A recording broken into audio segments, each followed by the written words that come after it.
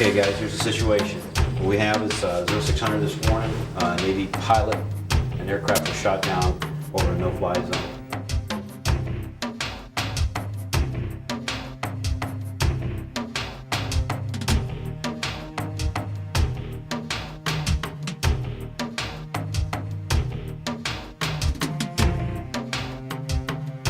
The pilot apparently ejected safely and has been abducted by the enemy that's locating and operating in the area.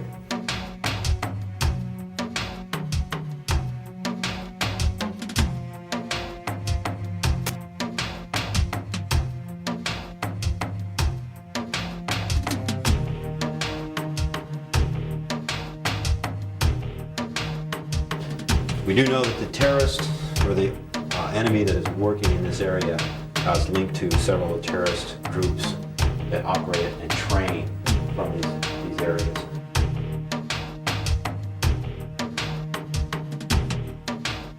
Our mission simply is we're going to go in, we're going to find him, we're going to secure him, bring him back home.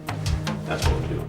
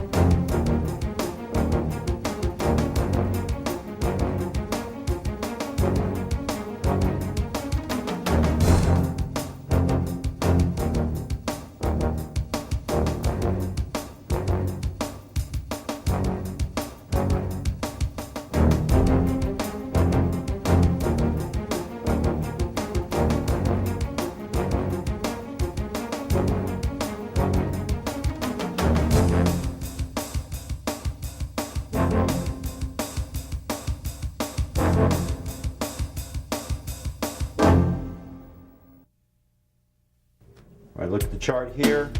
These are the essential phases of the operation. Build the deck, which we've already completed. We're going to transit to the airfield.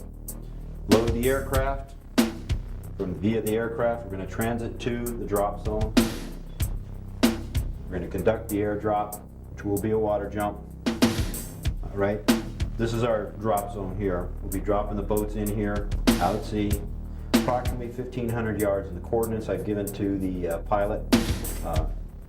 The course once we drop in, the course we head to the beach is course 085.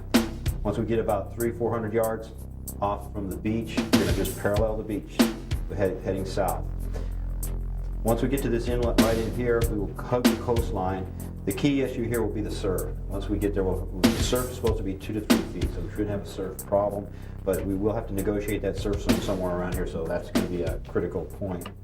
Once we get through that surf zone, we'll just hug this shoreline here, with this northern shoreline, work our way in to this inlet area. This is a highly swamped area.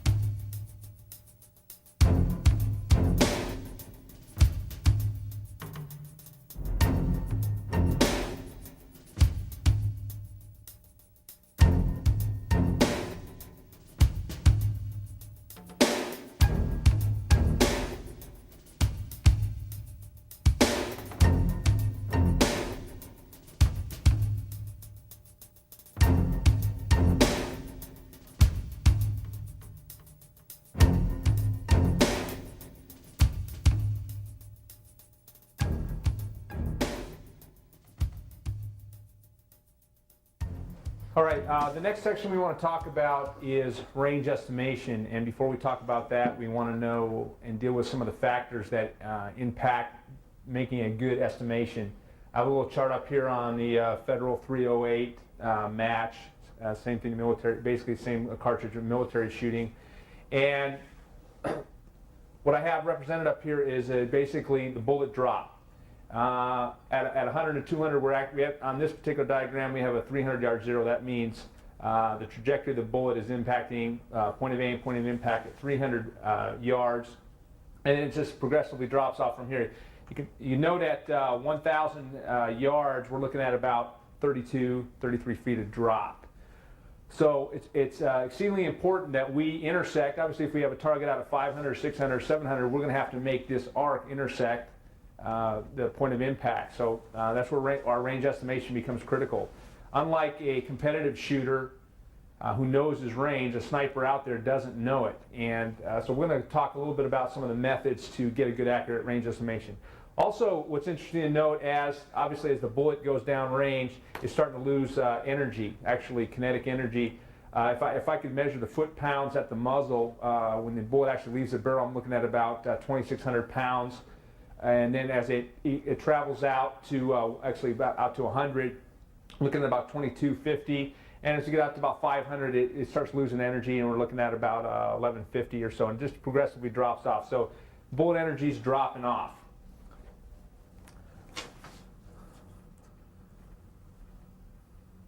All right. Now what we want to do is be aware of some angular measurement systems. How are we going to actually determine what to set our sights to get that point of aim, point of impact at the desired range? Real familiar to everybody is we could divide a circle up in degrees, and what's familiar to people is degrees, minutes, and seconds. Right angle is defined by 90 degrees.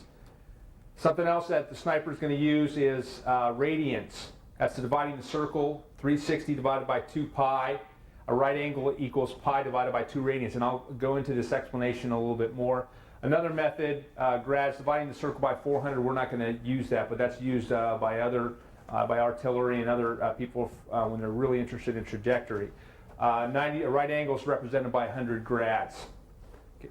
So we'll get back to degrees and radians in a second. It's really important. Okay, most of you are familiar with the term mil, and the mil dot, basically the Marine Corps brought it into popularity in the 70s, and almost every tactical scope you see is going to have some kind of mil dot system in it, or if you have a pair of binoculars, you're going to see a mil scale in there. And somebody told me, hey, use this formula and take the size of the target in mils, and they just toss these terms out. Nobody ever really explained to me what a mil was. So we want to kind of backtrack and know what a mil is, so that when we say, we use that term, we know where it came from and what's involved here. Okay, essentially, mil is short for milradian, or 1/1000th of a radian.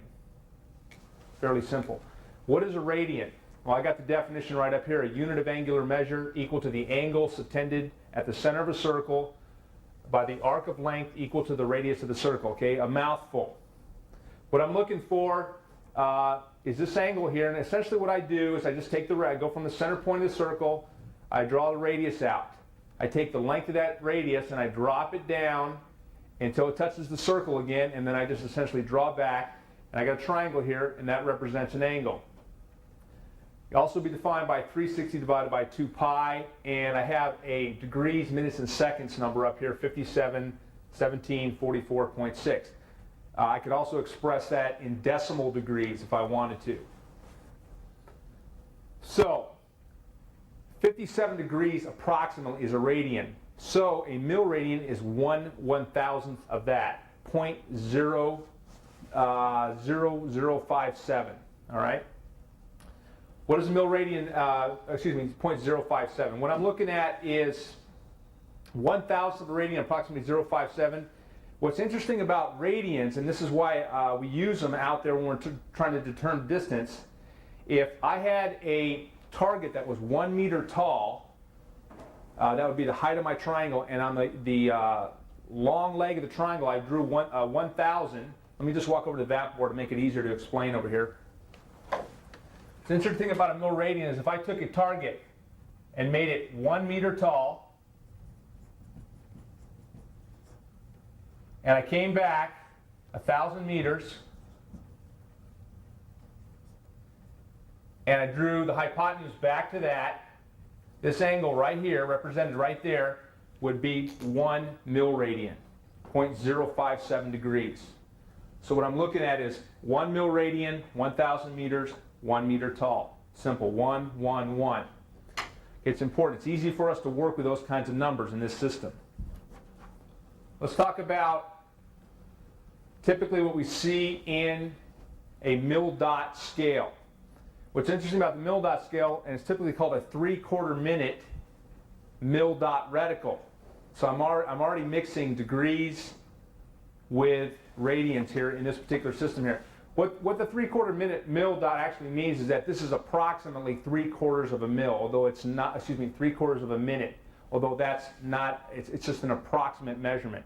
As I'm looking up here, between, or from center to center dots, or from the center point of center here on my reticle to the center point of my dot, I'm looking at 1 mil. And this is all going to come into play when we're actually trying to measure something out.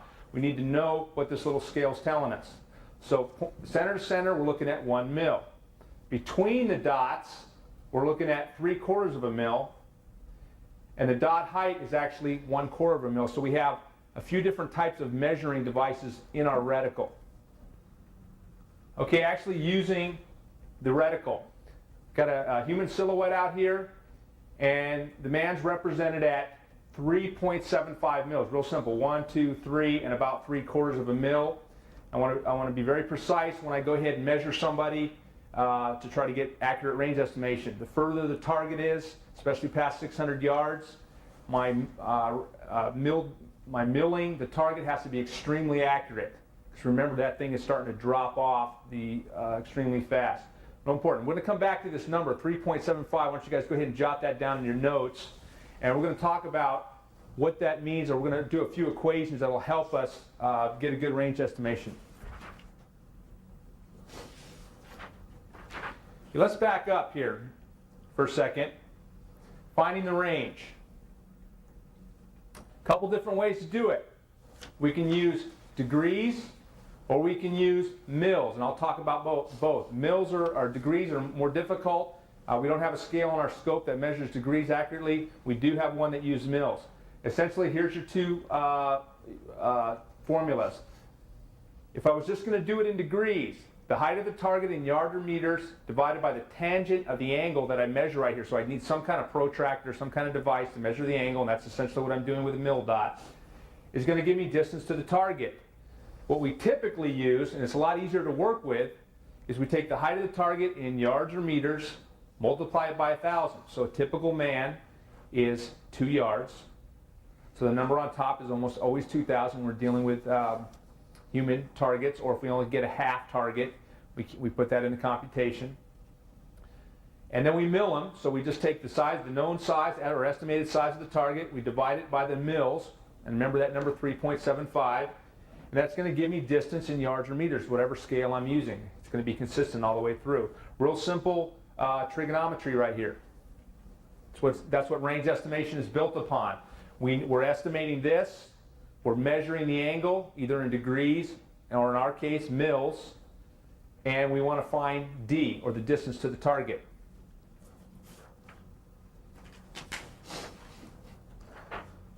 Okay, I'm going to go through the more complicated one first, and to show you how they interrelate.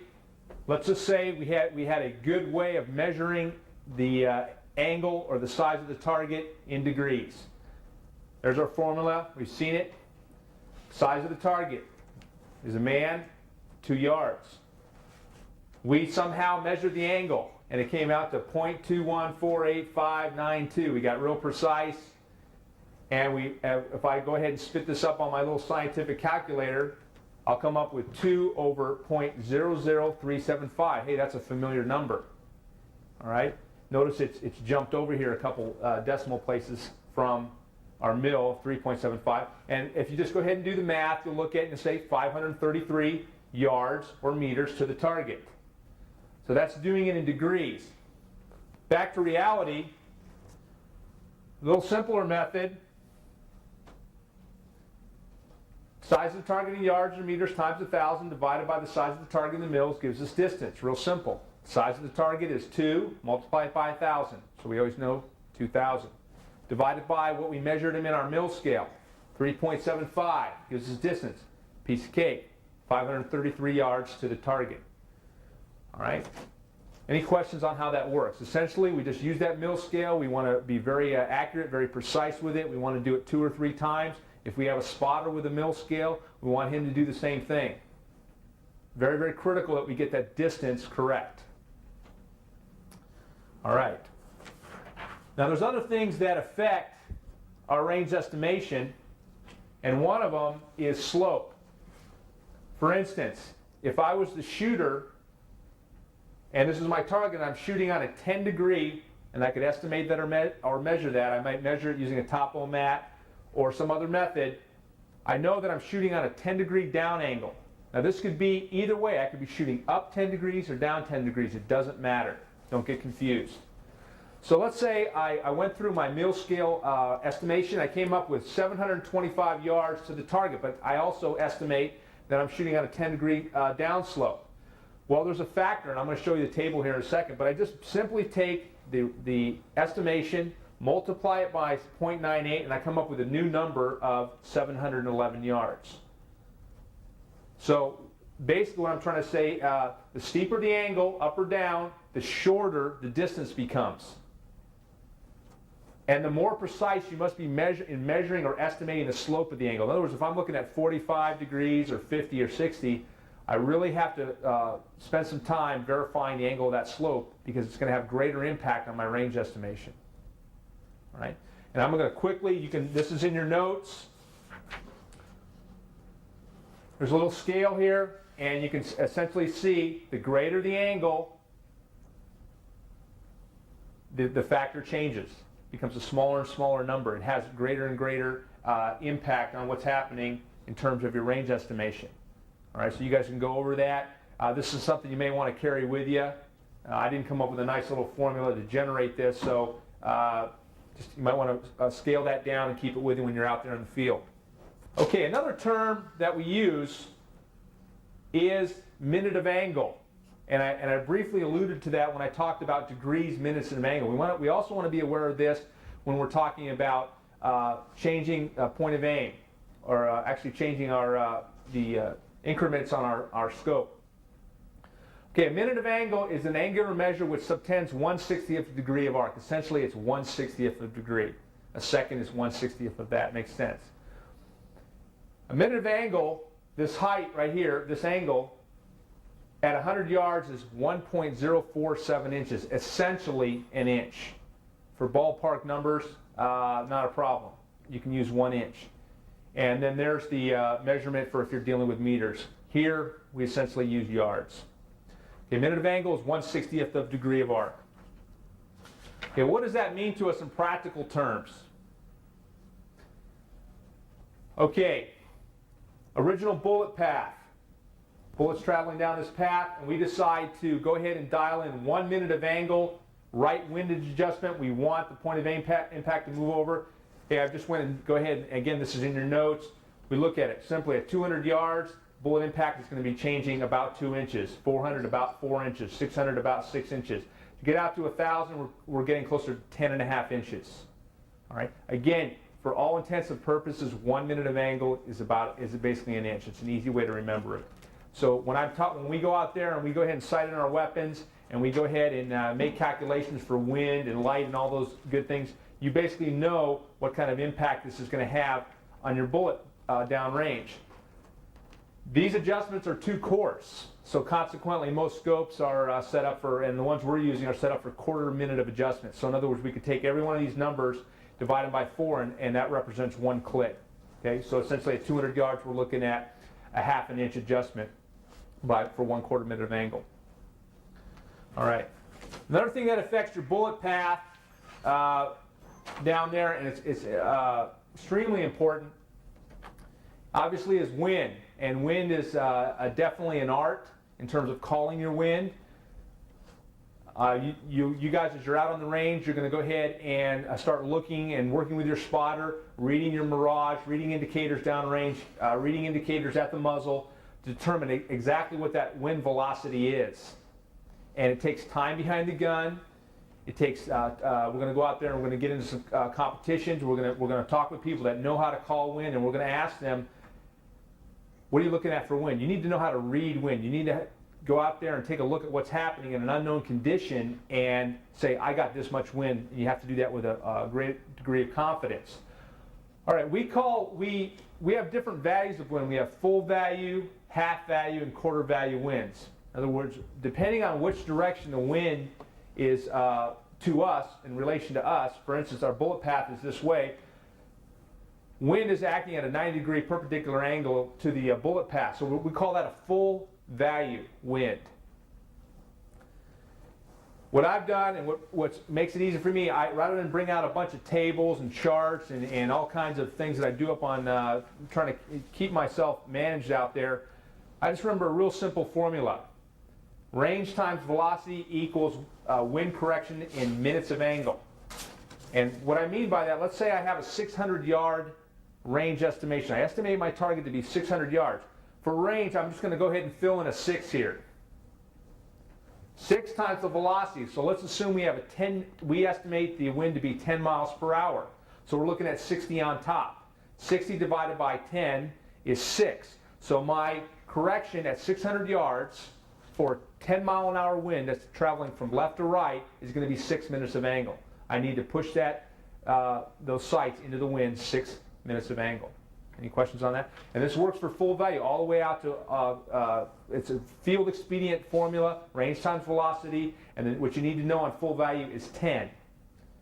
Following that same concept, when we have a half value wind, okay, half value means it's quartering like this. Our quarter value is going to be like this, our half value is here, our full value is here. What I need to remember is the number 15. Range times velocity divided by 15 is going to give me my correction. Notice the number on the bottom is increasing. So doing the same calculation, if I had 600 yards for range, 10 miles an hour wind, we're looking at 60 divided by 15. What is my minute of angle correction? Mike, what's my correction for that? 4. Okay, so I need to go ahead and move my sights 4 minutes of angle. Okay, in our case 16 clicks if we're doing quarter minute. Okay, now we have the quarter value. You can see it's getting close to what we call, one other value I didn't mention was called a no value wind. That means if it's coming over your back or hitting you in the face, no value, you don't have to make any wind corrections. Number bumps up to 21. So the 3 numbers you have to remember: full value, 10. Half value is, anybody remember what that was? 15. Okay, 15. And then finally, quarter value, 21. No value, we don't worry about it. That means shooting over our back, coming right at us. Okay, we've briefly discussed some of the factors that impact range estimation, getting our bullet down on the target first shot, and also a little bit of wind calling. There's some other factors that play on this. But what we want to do is we want to construct a range card and run out there. And this is just an example. It's a real nice one I ginned up on my computer. But obviously when you're out in the field, you want to just get yourself a template, something like this. Take it out there with you. The reason being is we want to try to take into account as many things as we can before we have to make that shot. So what I've done here is, this is basically where my FFP or my final firing position happens to be.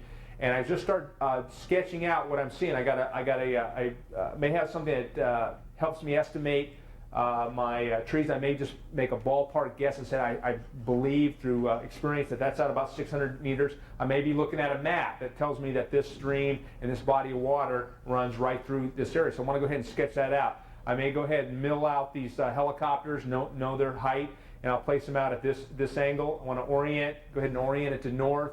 I can use grid, I can use my GPS, I can do all those things I can to go ahead and sketch accurately, and I only put a few things on there just for clarity, but I want to sketch the thing in. I have a road, terrain features, I have it all in here. Why I want to do that is if I have someone walking from getting out of this helicopter or going from this building to this helicopter and he happens to be traversing right in front of me, I can quickly determine the range that he's in. I don't want to be doing all those calculations and those things I talked about at the last minute. At the same time, I'm staying up with my wind the whole time. I'm working with my spotter and I'm reading the wind. As I'm looking out here, I'm reading that wind out there and I've already dialed it in. I'm staying on top of it the whole time. I'm active. So I'm going to go ahead and use this range card to just help myself get a reasonable probability of getting the first shot on target. Something else I don't have represented here, but I use a field sketch, maybe a three-dimensional perspective look of the target. And if time permitting, I'll go ahead and use that also, just to give myself visual references of what's happening out in front of me in the area I'm trying to control with my weapon. Okay, are there any questions basically about wind calling or any other factors? Yes? When you're calling wind, are you more concerned about the wind at your muzzle or the wind on the target? That's an excellent question. What I do is just simple physics. We know that if the bullet, if the deflection of that bullet is impacted at all at the muzzle, it's going to have a greater distance or greater impact downrange. So I personally am really concerned about that first 300 meters of wind. I'm really going to scope that out, be aware of it, and then I'm going to go ahead and read my other wind downrange. I may have a wind coming from right to left right here, and then I may have a no value out here and something else happening down there. It's a little bit of it's not a real exact science, but I'm really going to pay attention to the wind at the muzzle primarily, and then I'm going to work my way out, and through experience it's going to tell me how those other winds are going to affect what's happening down there. Okay, experience is going to tell you. Yes? How does the lighting affect the point of impact? Okay, it does. And what it does, there's an optical illusion. Basically, the rule of thumb is this. Lights up, in other words, the light is up, sights up. Light down, sights down. Light right, sight down. So follow the light. That's all you got to remember. And again, when we're out in the range, let me go ahead and pull this up for you. When we're out in the range, we're going to go ahead and keep track of our weapon. We're going to have a log book of our weapon. Every time we shoot the weapon, we're going to note the lighting conditions, we're going to note the temperature, we're going to note the wind conditions, we're going to note any other details on this thing, and we're going to get a personality for the rifle and the optics. So we want to know with a high degree of confidence how that thing's going to affect. When I know I got light up at 45 degrees off to my right, how's that rifle, how are my groups being affected? I need to know that. So basically I need to know my rifle, and I do that through logging. Okay, but that was a great question. Follow the light, essentially.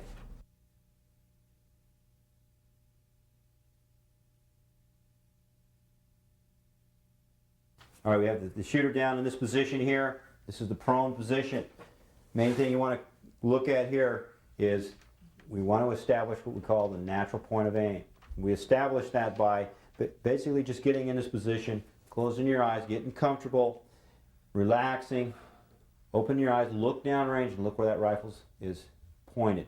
That means you're comfortable behind the gun, everything's set. Now it may be to the right or left of the target. Now what you're going to do is you're going to index your whole body. You're not just going to move the rifle just because you push yourself out of that natural point. So what you can do is you actually index the whole body to that natural point of aim. That's how we establish that. Now we have this nice relaxed point of aim. Then we want to look at our breathing. We want to be able to get our shot off in about a 5-second window, and as we breathe in, the shooter's going to breathe in, he's going to exhale, and he gets to a point where his lungs are empty and he's dead still. You have about a 5-second window there to get a shot off. Nothing's going on with the lungs, so we're nice and still. That's when we get our shot off. We also want to look at breathing. We want to be able to keep our chest off the deck.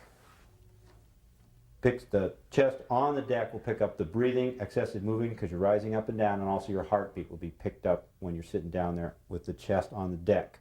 Another thing we want to look at is the trigger finger.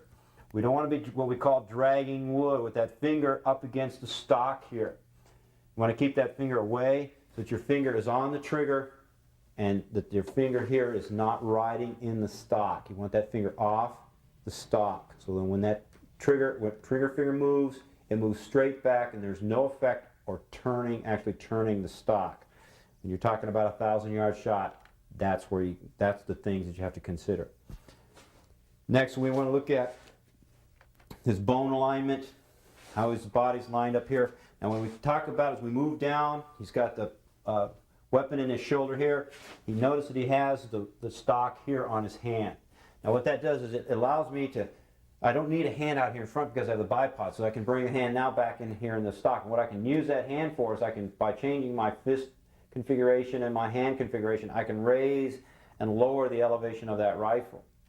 And that also provides me a point, a nice stable point where the bipod and the back part of the gun now sits on a very stable position, not affected by my body. When we look back on the shooter's body, he's relaxed in the arm, shoulder, go back here to the back. Now, your shooting position is going to be different. Each person has his own little characteristics he may change on his shooting position. The legs, find out what works best for you, but basically you want to have a configuration somewhat like this. Some people might want the legs straight out. Some people like to loop the foot over in the back. If you're a sniper, you may want to consider, some people like to shoot in this position here. By bringing that up, it just brings your foot up higher in the air. Keeping the feet flat like this rather than keeping the foot up here keeps my body lower to the ground. Now you may think, well, he's looking at the way, but you also have targets that can look at you this way. So that's why you want to keep them feet basically flat to the deck. Your shooting legs, where they end up is pretty much how you're going to shoot, what's going to feel best to you. In this position here, that's where you got to watch making excessive movement. Let's take a reload here. He fires a shot. He's going to bring the bolt back. And you'll see as he just brings the bolt back, it's smooth. Nothing's moving. And that is what you want to do. This is minimal movement as possible. Big mistakes here is moving quickly, looking up at the shot, changing the gun, getting the body, rolling the body. There's a lot of things you can do here in a very critical time after you've made the shot. Now the spotter is going to line up right next to the shooter. He is trying to get himself lined up with the bullet trace. In other words, the bullet's going to leave a trace down when he fires that shot, that bullet's going downrange, it's going to leave a trace to the target. What you're trying to do as a spotter, you're trying to get in line with that trace because you'll actually pick that trace up and you'll be able to see it strike where the spot it's supposed to strike. And that point there, you can call where that shot goes. We need to know where that shot goes. If we don't know where the shot goes, we're blind, basically. We don't know what we did downrange. Now the spotter, he's looking at the big picture. He's evaluating. You might have multiple targets out there. You've got wind. You've got lighting things to consider. We have slope to consider. We have enemy that may be moving to our rear. He's got to be constantly aware of what the big picture is because this guy is going to be totally into his particular target. If we have a target we got to take here and then we have another target to move, he's got to direct the sniper on what he's going to do. So big picture, that's the spotter. That's his job. Now, once that spotter is able to see that bullet strike, from there they're able to figure out what they've done downrange. And that's very important. You know, that's what our mission is. We've got to know what we did around range when we made that shot. Did we hit? Did we not hit? We may have to take another shot. We have multiple targets. That one's now eliminated. Now can we move to another target? So those are the considerations you have. The spotter has got to do his job. Any other questions? Back to the shooting position. If the shooter changes his position of the scope as far as level or canting the weapon, or changes his relationship, his head position on the weapon, is that going to affect the point of impact downrange? Yes, sir. What you're talking about is if the weapon is slightly canted. In other words, I get over here, I change my body position, and now I cant the weapon to the side. Is that what you're talking about? Yes, that will affect because the way my scope and my rifle is shooting, that is how I've shot all my shots. When I go to my logbook, that relationship is what I based everything on. Now, once I change that, I change all the chemistry, all the geometry that goes along with what I've just done. So yes, it will affect it. Don't do it. Once we insert, we're going to hide the boats, set up the layup points, send out the snipers from the layout point. At the same time the snipers are being sent out, the patrol is going to start moving to the target.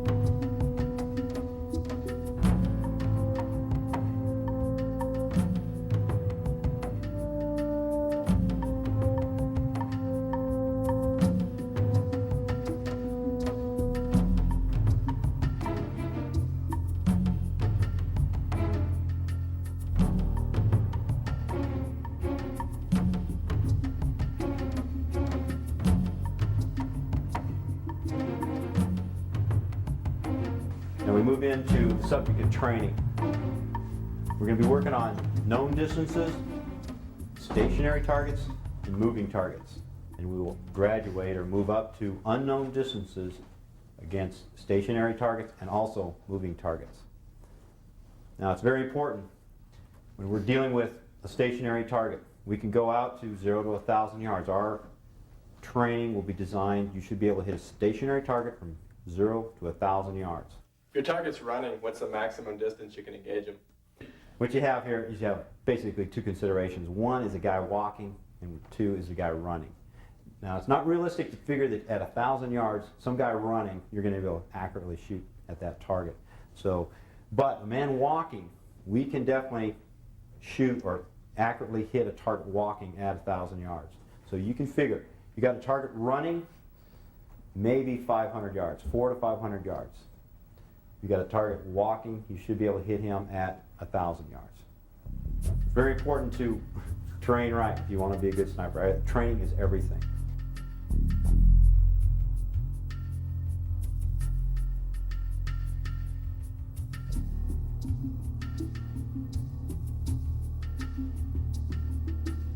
Okay, spotter, I have 1.5 mils half silhouette. Okay, I call that good. Hey, spotter, go ahead and I give you 1.75 mils.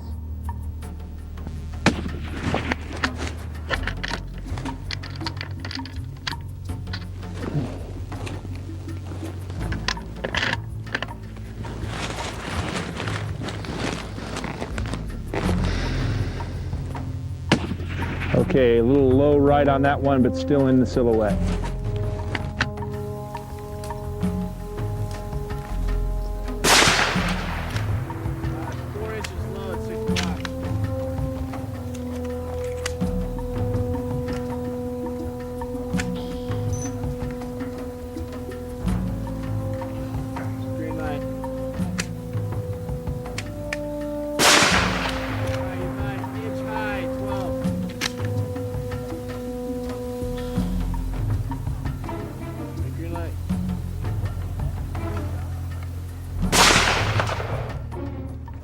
Couple more things that we want to fine tune a little bit. We kind of went over them real basically, but we want to make sure we touch bases with these things. Then there's how to call wind and temperature effects also on our what's going to happen with that bullet.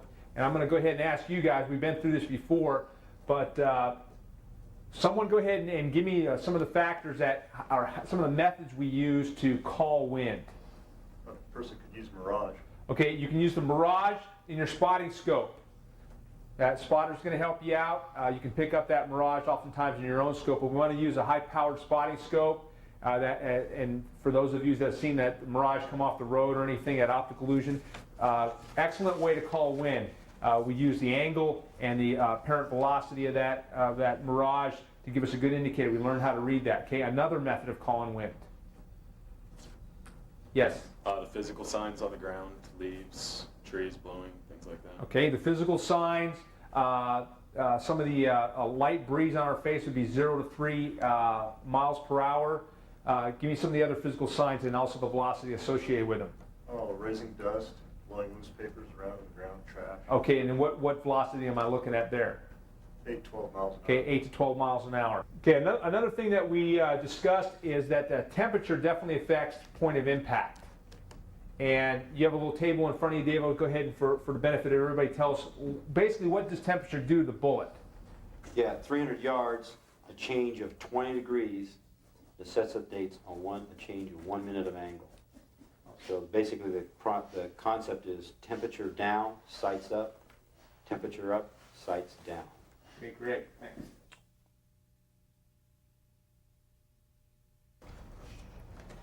Okay, we want to spend a couple minutes just talking about observation and observation techniques and how we get more proficient at it and what's really key in observing. As a sniper, one of your main functions is to basically to be able to go ahead and go into an area, take a good look at it, and determine what's there and express that in a very clear way. What I see happening with a lot of new shooters, a lot of new snipers, a lot of guys out there is they get really rushed in in their mannerisms and their habits out there, and they do a real sloppy search of what's happening out there. What we do to basically get ourselves mentally stronger to observe, we'll do Kim's games. You guys have all done those before. And essentially what we do is we put various objects on the table, we cover them, we bring it up to the table, we pull that cover off for a brief period of time, and put that cover right back on, and then you have to describe in great detail each object, what it is, dimension, location, all those things, and you spit it back to us so that your mind becomes more and more in tune to picking up information, keeping it, and then expressing it to somebody else. So we use this drill, Kim's Games, developed and used very effectively. What I want to just emphasize is that the key to good observation is being methodical in your search.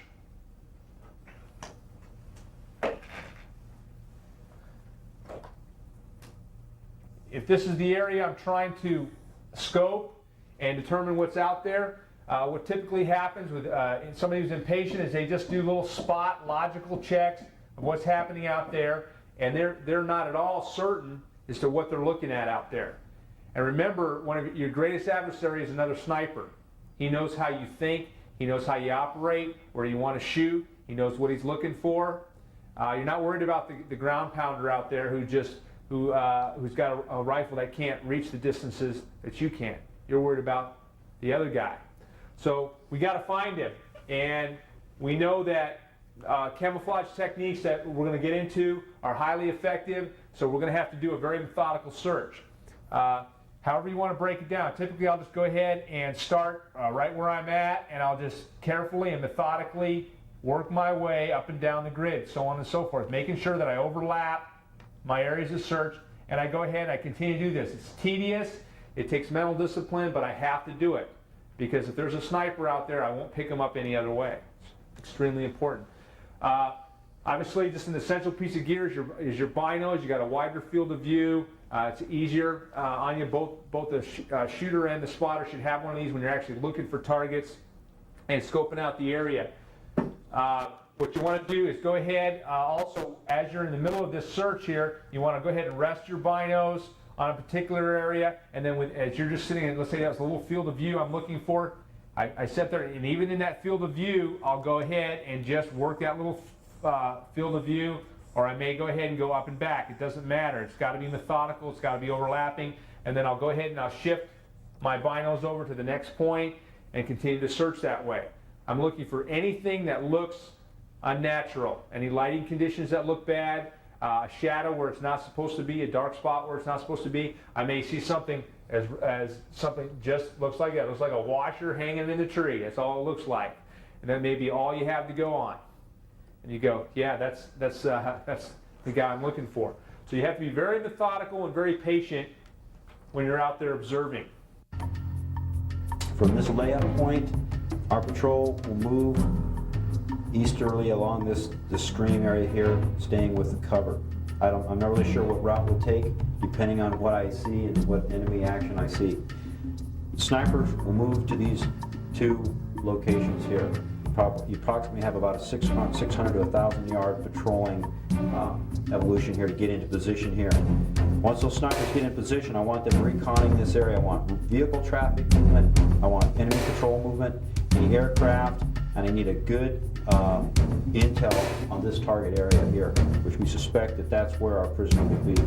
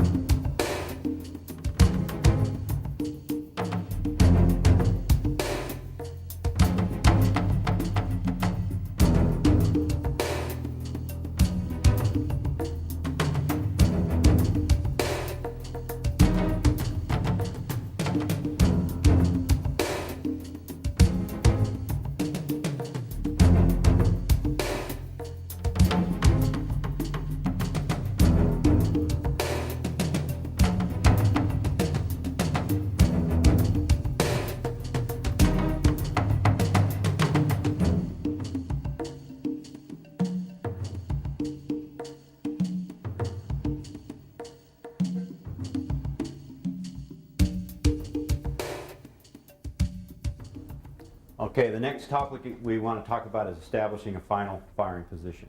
Okay, there's a lot of things you can do right, and there's a lot of things you can do right or wrong when you establish what you think is a great position. You have all that camouflage gear on, think you're all hiding in the brush, but a lot of times what you're doing is exactly wrong. Even though you got all the gear, somebody can pick you out real easy. And one of the problems you want to do that'll help you is you always want to be looking, as you look at the target, you always want to look at what the target is looking back at you. In other words, how is he seeing me? I want to evaluate myself in relationship to what my target is looking back at me. So if I'm sitting here on a ridge line, and behind me is the blue sky, and I've got my little clump here and my little head,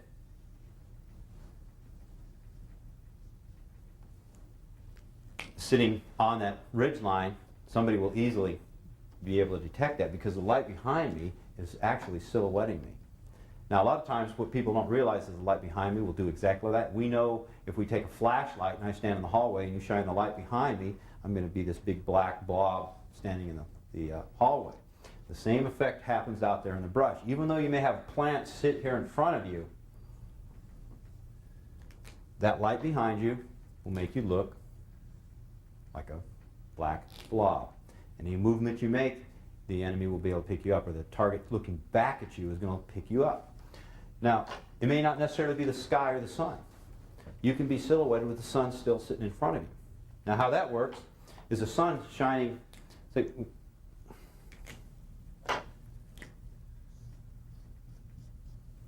there's our sun shining. Your position is there. Now what's happening is the sun is shining, but what's happening is it shines down here on the brush behind you. Now that brush behind you may reflect light back. It could be an open field. It could be just a bunch of bright colored leaves. And what happens is that light reflects back through you in your position. So now what you're doing is you're sitting in the bush, but behind you, because the sun is lighting up the brush behind you, you are silhouetted through the trees. So now he looks through the trees.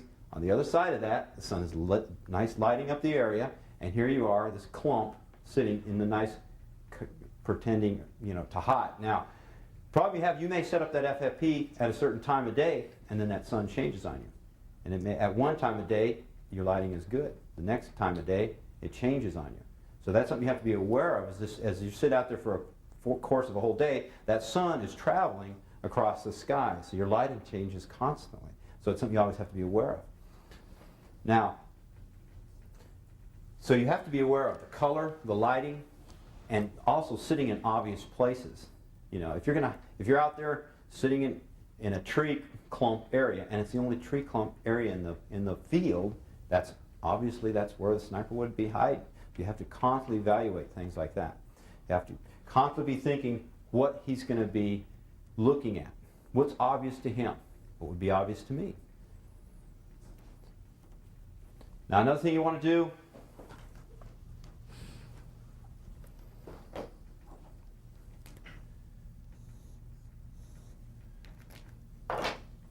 what you want to do is clear a bullet path. In other words, I have this brush,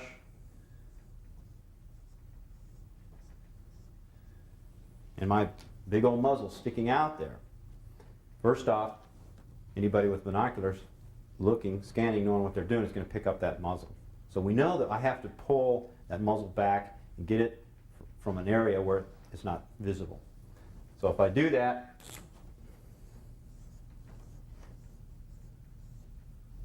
and now I have the brush in front of me.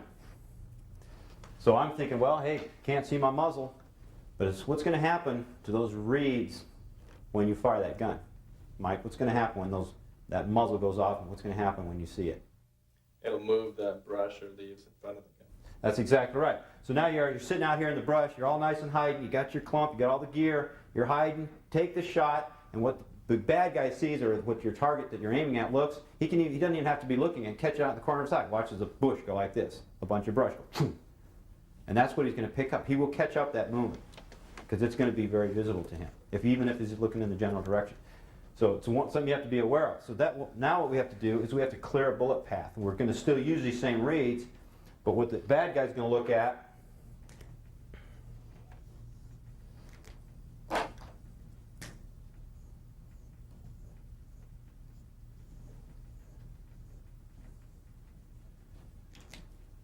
these reeds will be in front of it, but you've cleared a path through the reeds. In other words, this is what's looked at, and I have a path cut through those weeds or sticks or whatever, and I'm back. And I'm also trying to get back into the shadows. The farther I can get back into the darkness, the less likely he's going to see anything as far as my muzzle. My muzzle will actually blend in because the lighting, it looks the same. So my muzzle sticking out there where the light can pick it up, it's going to be visibly, they'll be able to see it from these different angles. But there are some other reasons that we might want to consider clearing a bullet path. To keep any twigs or grass from deflecting a bullet. That's exactly correct. That bullet's coming out there at 2,600 feet per second or so, depending on the type of weapon and ammo you're using. When it hits that little stick or that reed, it's going to deflect it right there. And when you're talking about a 1,000-yard shot, you're talking about quite a bit of a deflection. Yes, it will affect the effect of the bullet. Also, when the muzzle blast comes out, it's going to hit these sticks and cause them to move. Now, you also want to clear a dead space so that that muzzle blast, you may be sitting back here in the brush, back here, and you've got your bullet path in this brush here, but there's a dead space between you and the next set of brush or weeds or whatever you got in front of you. Now, what's going to happen is you're sitting back here, you fire the shot. Nothing is seen here. That muzzle blast is allowed to dissipate before it gets into this next set of brush. So you've got actually a double set of cover between you and that muzzle blast. Unloading. You realize now you're sitting here in a high. Somebody's looking at you. You've just fired a shot. All of a sudden, all eyes are going to be looking for you. If you sit there and take that weapon and move it quickly, when you unload the rifle, or you move up, or you move your head, or your spotter's moving around, these can be detected. So the key here is when you unload, that loading technique, which we work on, which we practice, has got to be a smooth, very ritualistic technique. Now, as you do it the same way every time. You're not looking up, you're not having to adjust the rifle's not plopping out of the scope. All these things can affect somebody looking back at you. So unloading, very important technique. Also, remember, what are we going to do with our brass once we've fired a shot? Oh, you're going to want to take it with you. You're not going to want to leave anything out there after you leave your final firing position. When you leave that FFP, it's very important that nobody knows that you were there. Or if they have to be an expert tracker to know that you were in that area. It's almost impossible to stop an expert tracker, but most people are not going to be able to see it if you can leave and not leave any signs that you were there. Once they know where you were, they know exactly what to start tracing to find you. Now, one thing you want to realize is when you move into this FFP, you just can't sit here and walk straight in and make this straight beeline into your FFP. Anybody looking at that or anybody trying to follow you is going to be able to pick that up. In other words, you've just left this nice clear path straight to where you're at. In other words, you could probably just sit there and look and follow the lines and go, yeah, there he is. So what you want to do is you want to think in terms of reading your terrain, and you're going to try to zigzag into this FFP. You're moving in, you may have different, it's not going to be a trail, it's going to be easy to follow as you get into this FFP. Another thing you want to do is be aware where your target is. If you have a hill, and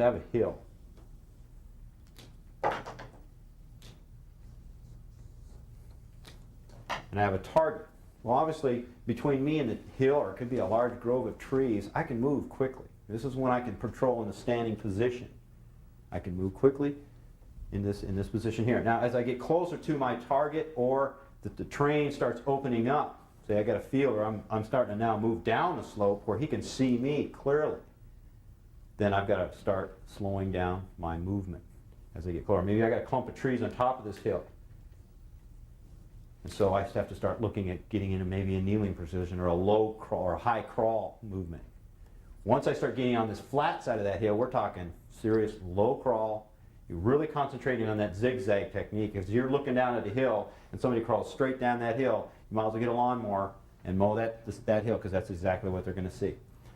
So you got to make sure you zigzag down that hill, and you're going to have to crawl. And that's going to be your longest part probably of your stalk, is just moving in those, and that's the most critical time trying to move that. You may have a great spot down here for a great shooting position, great final firing position, and to get that, I've got to go 20 or 30 yards in a real critical area. So that's where I'm going to be in my low crawl, really looking at that zigzag and getting into that excellent spot. Now, one thing you also got to realize after you fire that shot, when you consider your final firing position, once you fire that shot, you got to get out of there. You always got to leave yourself an out. You can't be making a shot and then getting up the hill and running back up the hill. You're going to have to get a place where you make that shot, and now you can't just sit here and spend 4 hours crawling back up on that hill. You have to figure out ways that you can get out of there. Maybe do a high crawl or a kneel on your knees or whatever. But you want to get it so that you can move quickly to get out of that area, so that you can finally get to this back side of the hill where you can actually get up and start taking off. So that's another thing. What works really good is little trenches in the hills, where you got ditches, drainage areas where you can actually get down there and do a low crawl or high crawl on your knees, and you can move quickly through that area where you're not spending 4 hours going a yard at a time. That's one thing. That's experience. You get out there, do it. You screw it up on the field. You look at it. You spot and looking at other people. When you're doing these drills, you'll see other people going, "Oh man, that's obvious. Gee whiz." So one thing I always want to do, what I always do when I'm moving or stalking into an area, I'm always going to so many yards, and what I do is I take a look back at the terrain that I'm in, and I look at where I've just been, because that's telling me what they're looking at. That's what they see. So that always helps me figure out, well, that's what they're looking at. If I'm, oh, gee whiz, this is kind of dumb here. I can see that this bright field of yellow flowers is going to silhouette me when I get up to this brush. So that's not a good spot. So those are things also when you're scoping out there and you're looking down at the terrain down below you. You're looking at these hot areas. I call them hot areas. Whenever I see a field that's got the sun on it and I see the bright lights on it, that to me is hot. In other words, it's like having a light behind you, like a big beam. So I don't want to be in those areas. I don't want to be silhouetted by those areas. So those are things you do. Just as you get out there, you practice, you get better at doing it. Here's a classic rookie mistake. You're crawling along, you're being really stealthy. You've pulled everything off, you're moving good, but all of a sudden something snags on your belt. And as you're crawling, you feel it, and you just say, I'm just going to pull my way through it. And all of a sudden, that tree or that branch that you're on, now all of a sudden starts flexing and flexing and flexing, and all of a sudden it's going to release. Now, what have you just done? You would essentially be flagging the enemy. You flag in, you say, I'm over here. Now you got to realize if people are looking for you, they don't need to even be looking at you. When they see something like that, you're just going to catch it. You go, whoa, what was that? Why is that branch moving out of nowhere? There's the wind. If you have wind out there, the wind makes things just kind of move at a constant pace. Well, if you go out there and clang something, or you hook up on something and you drag it and all of a sudden it releases, they're going to pick that up. And we got a lot of eyes looking for you. Somebody's going to know, there he is. And when you're out there practicing, you'll see it. Sometimes you get hung up on something and you try to push it and it just keeps moving. You just got to work your way. You got to release it, get it off you, and make sure you're not waving at the enemy. All right, now another thing we want to cover, another area that we want to really talk about is the map itself, map and compass. It's very important that you take this topographical map and study it. That's going to show you. You sit here and you study this thing, and you can go, okay, you can look at the characteristics of the country you're going to be in. A lot of times you don't realize, but if I'm sitting in a position and I haven't really studied my topographical map, I may see a hill out there in front of me and not realize that on the other side of that hill is something else, because I haven't studied my topographical map. I don't know what's on the other side of that hill. It's very easy to be deceived by what you see out there, by reading a topographical map and understanding the area, because it gives you an understanding of what this area is alike. It'll help you understand the outs. When you get there, you just understand the feel of the way the land lays, what's behind you, even though you're not able to see it. Maybe you're on a hill where you're looking this way, but because you're understanding your map, you know how you're studying it, you understand how my out's going to be. And once I've made my shot, it'll help me figure out where my out's going to be. It'll also help me figure out where my routes are.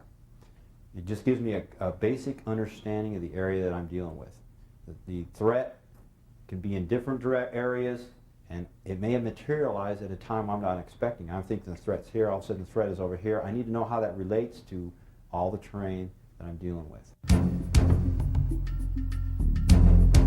Once those snipers get in position, I want them reconning this area. I want vehicle traffic movement, I want enemy patrol movement, the aircraft, and I need a good intel on this target area here, which we suspect that that's where our prisoner will be.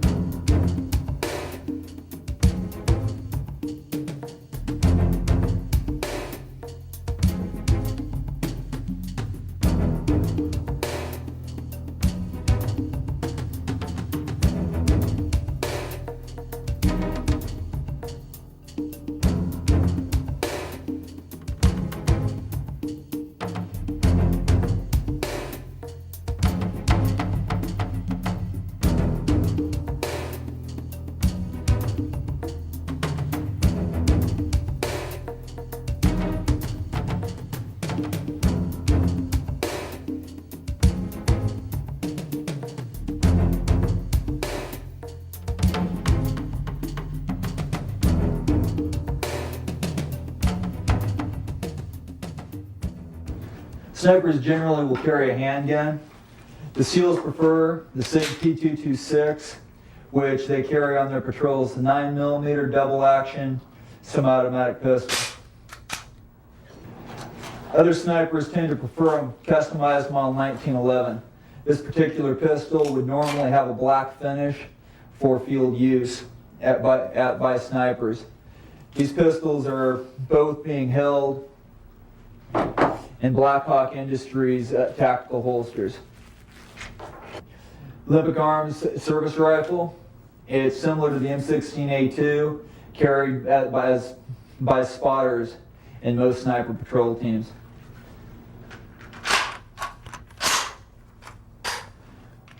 This is the Olympic Arms CAR-15.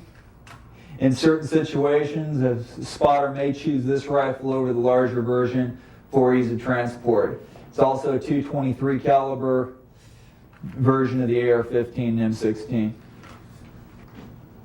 This is a Bushnell Space Master spotting scope. It's the same spotting scope currently in use by the SEAL teams. It's 15 to 45 variable with a 60mm objective lens. Over here, we have a Pausa 50 caliber semi-automatic rifle. This rifle has a fixed barrel, fixed Microc barrel. It's capable of shooting half minute of angle, and 50 caliber sniper rifles are generally employed for extended range sniping of 1,500 meters and beyond. This rifle has a Macmillan Vision Master 2.5 to 10 sniper scope. This rifle is a Remington Model 700 with a Macmillan stock and a Microc 5R barrel. The rifle is 7.62 caliber. The scope, as you can see, has target knobs to adjust it, which is mandatory for a sniper scope. This rifle is built by Armament Technology in Canada. It's 7.62 rifle. This particular rifle has won 2 Canadian sniping championships. It's topped with a Leupold Mark IV 10 power scope with a 3/4 mil dot reticle, as talked about in the classroom earlier. The barrel is a Microc 5R barrel. It has been blackened. It's a stainless steel barrel that's been blackened for use in sniping. This is a Microc 5R barrel. What makes this barrel unique is the 5-land and 5-groove rifling. The sidewall of the groove is cut at a 110-degree angle, which causes less deformation as the bullet swaged into the bore, and a more even pressure curve as the bullet accelerates down the barrel. These are the same barrels used in the Army's M24 sniper weapon system. They have an outstanding service life, which currently is outperforming any other barrel on the market. This is the Leupold Mark IV M1 telescope. It's been fitted with a 3/4 mil dot reticle. It is a current sniper scope used by combative concept sniper instructors, and is felt to be one of the best scopes on the market. This is a TAS-2 tactical mic by Television Equipment Associates. It has a push-to-talk switch that can be velcroed onto the side of the rifle, so the sniper can work his headset without being moved out of position. It works on the left ear only, because the stock's up against the sniper's right ear. The headset's been cut down to a 1/2 inch. It'll even fit under a ballistic helmet. This is a Lash throat mic, also by Television Equipment Associates. It hooks onto the sniper's throat or anybody on patrol, and it can pick up even a whisper through the vibrations of the throat. The earpiece goes in, it's very small, it does not block hearing in any way. And the push-to-talk switch can be clipped anywhere on the sniper or the patrol or the person on patrol's body. What we have here is a drag bag by Blackhawk Industries. Most snipers use a drag bag due to the fact that it protects the rifle and it's a convenient way to transport it over long distance.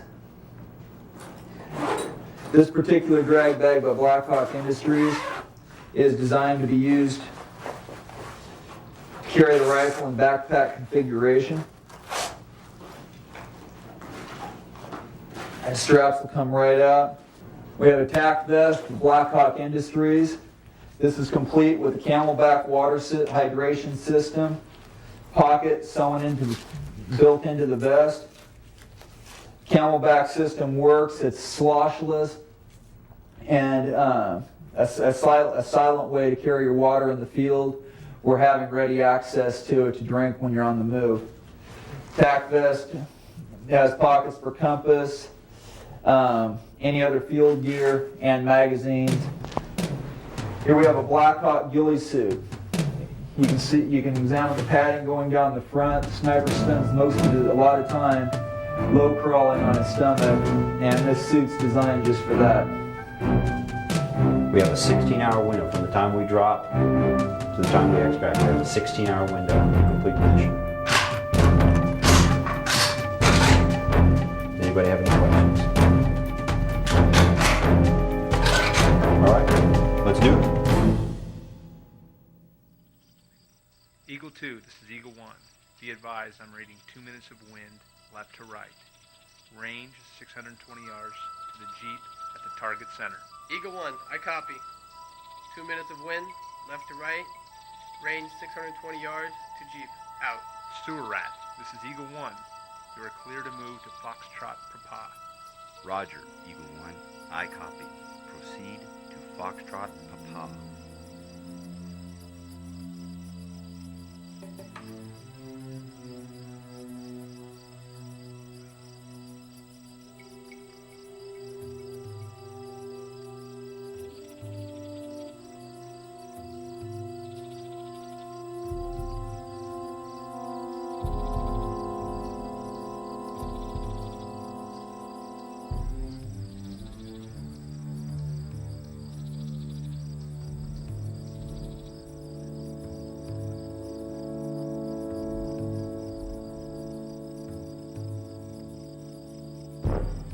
Eagle 1, sewer rat set at Foxtrot Papa. Do you have location of pilot? This is Eagle 1. I copy sewer rat. Set at Foxtrot Papa. Be advised, hotel not located at this time. All stations, this is Eagle 2. I have 2 vehicles moving east into target location.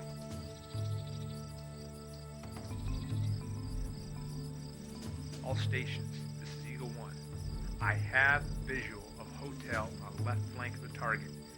He's being moved by 2 armed tangos to target center. Eagle 1, this is sewer rat. Have visual of hotel at this time. Break.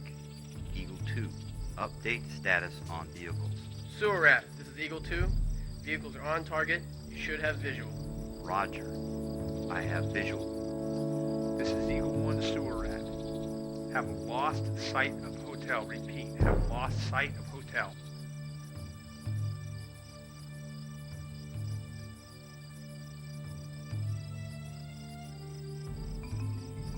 Sewer rat, this is Eagle 1. Be advised, 4 tangos have exited vehicles at target center. The second vehicle has moved 40 yards to the left flank. All stations, this is Eagle 2. 4 tangos have emerged from vehicle located 40 yards on left flank.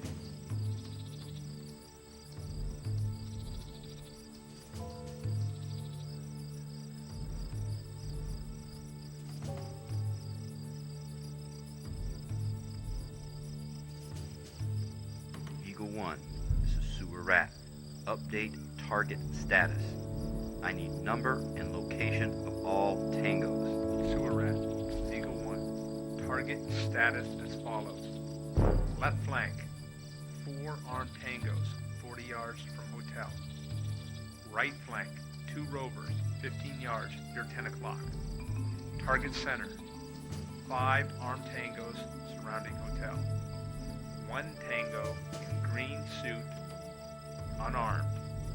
Total, 12 tangos on target. Eagle 1, this is sewer rat. I copy your last. 12 tangos on target. Eagle 1, designate targets. Roger, sewer rat. All stations, this is Eagle 1. Be advised, target designation as follows. Eagle 1 will take Camel Beret. Eagle 2 will take Tango with Ponytail. Sewer rat, multiple target sequence as follows. Take 2 tangos directly west of hotel, standing on at 6 o'clock carrying assault rifles. Sewer rat, second targets, 2 rovers on your 10 o'clock. Sewer rat, third target. Assist on multiple tangos at vehicle 40 yards west of hotel.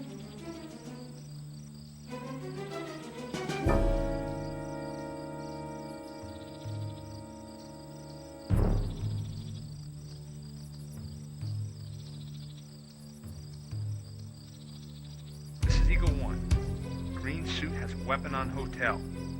Eagle 1 switching to target green suit. Eagle 2 switch to Camel Beret. Sewer rat, take Ponytail. All stations, this is sewer rat. We are green. Eagle 1, you are clear to initiate. Sewer rat, this is Eagle 1. Primary target blocked. I repeat, primary target blocked. Eagle 2, this is Eagle 1. Take green suit. You copy. This is Eagle 2. No shot on green suit. And I will have to take him from here. Negative, sewer rat. Eagle 1 clear.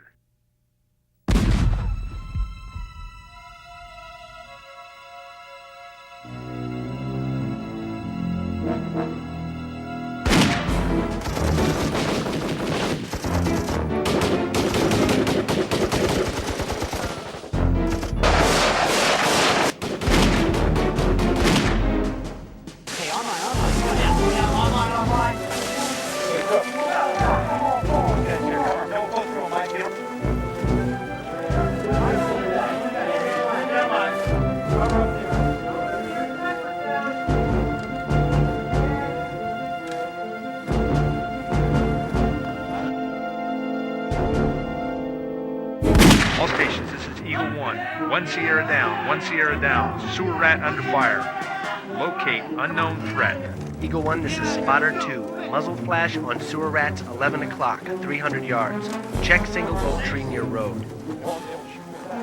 This is Eagle 1. Roger. Good call. Target located. Will engage.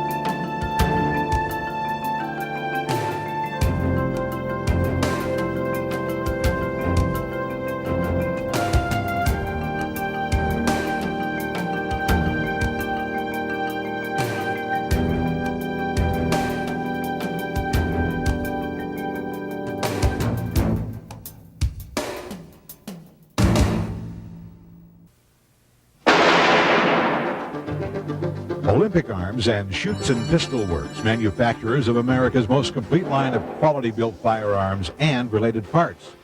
Our diverse product line includes the famous AR-15 style rifles, now designated as the PCR, or politically correct rifle. For almost 20 years, Olympic Arms and Shoots and Pistol Works have been providing safe, reliable, accurate rifles and pistols for use as law enforcement tools, military arms, and recreational shooting sports. Olympic Arms and Shoots and Pistol Works, a company people have come to know and trust, with a dedication to a quality finished product and to our customers.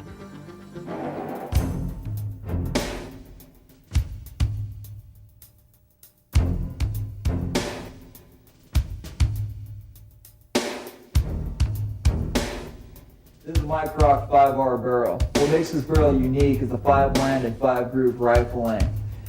They have an outstanding service life, which currently is outperforming any other barrel on the market.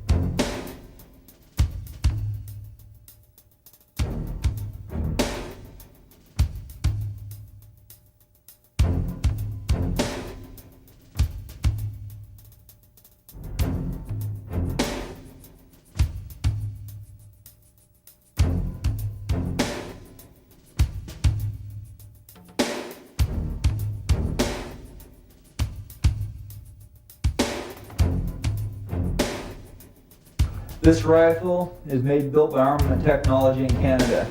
It's 7.62 rifle.